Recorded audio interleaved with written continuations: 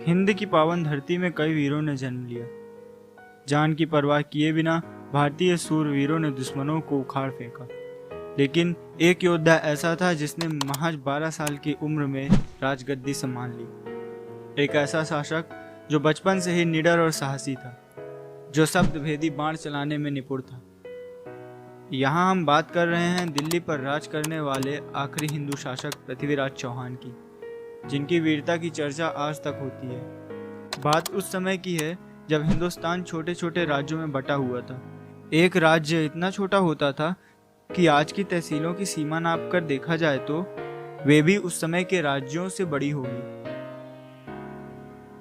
उसी समय उत्तर भारत में एक बहादुर बच्चे ने जन्म लिया, जिसका नाम था पृथ्वीराज चौहान। पृथ्वीराज चौहान एक ऐसा भारतीय योद्धा था जिसका नाम सुनते ही हर हिंदुस्तानी का सिर फक्र से ऊंचा हो जाता है। पृथ्वीराज चौहान का जन्म 1168 में हुआ। चौहान की वीरता के चर्चे बचपन से ही थे, जब उन्होंने बिना हथियार के शेर को मार गिराया था। उनके पिता का नाम सोमेश्वर चौहान था, लेकिन 1179 में उनका देहांत एक युद्ध के दौरान हो गया, जिसके बाद चौहान ने बचपन में ही अजमेर की राजगद्दी संभाली। कहते हैं कि पृथ्वीराज को उनके नाना ने गोद लिया था। जब उन्होंने पृथ्वीराज की वीरता के चर्चे सुने तो वे दंग रह गए और उन्होंने पृथ्वीराज को दिल्ली के सिंहासन का उत्तराधिकारी बना दिया। पृथ्वीराज सैन्य कौशल में बेहद निपुण थे। पृथ्वीराज चौहान दिल्ली की सत्ता पर बैठने वाले चौहान वंश के अंतिम शासक थे।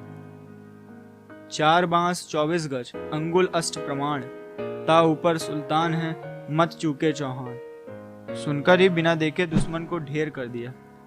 पृथ्वीराज चौहान को आज भी एक शक्तिशाली योद्धा के रूप में देखा जाता है। वे युद्ध भूमि में अव्वल दर्जे के सेनापति थे। वे मुश्किल से मुश्किल परिस्थितियों में भी दुश्मनों को हराने में माहिर थे। पृथ्वीराज चौहान के पास एक ऐसी अद्भुत कला थी कि वे दुश्मनों के चक्रव्यूह को तोड़ने में जरा भी वक्त नहीं लगाते थे। वे दुश्मन की आवाज सुनकर ही उसे मार गिराते थे। जिस समय पृथ्वीराज अपने साम्राज्य का विस्तार कर रहे थे, उसी वक्त उनका सामना 1991 में मोहम्मद गौरी से हुआ। कहते हैं कि मोहम्मद गौरी के सैनिक आते और धन दौलत लूट कर चले जाते। एक दिन मौका देखते ही मोहम्मद गौरी ने भारत पर आक्रमण कर दिया, लेकिन वो पराजित हुआ। उसके बाद भी गौरी ने 15 बार भारत पर आक्रमण किया, लेकिन वह हर बार पृथ्वीराज चौहान से मुंह की खाता था। 17वीं बार उसने फिर से हमला किया और इस बार पृथ्वीराज चौहान को धोखे से बंदी बना लिया। मोहम्मद गौरी एक क्रूर और निर्दयी मुस्लिम शासक था। उसने पृथ्वीराज चौहान की आंखों में गर्म सलाखें डाल दी, जिससे वो अंधे हो गए।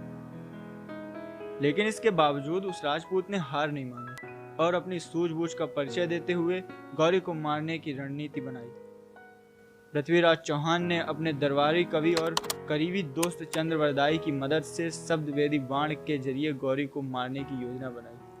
उस दौरान उनकी यह कला बहुत काम आई, जिससे वो आवाज सुनकर बंद आंखों में निशाना साधने में माहिर थे। एक बार मोहम्मद गौरी ने तीरंदाजी की प्रतियोगिता का आयोजन किया, जिसमें चौहान ने अपने कौशल का बाखूबी परिचय दिया।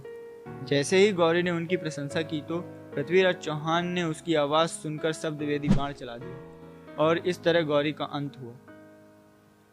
कहते हैं कि चंद्रवरदाई ने अपने महाकाव्य पृथ्वीराज रासो में इस वीर राजपूत की बहादुरी, साहस और राजपूती सिद्धांतों को खूबसूरती से संयोजा है। इसी के साथ मैं आपका दोस्त व होस्ट आपसे विदा लेता हूँ। फिर मिलेंगे एक और वीर की कहानी लेकर। तब तक के लिए धन्यवाद।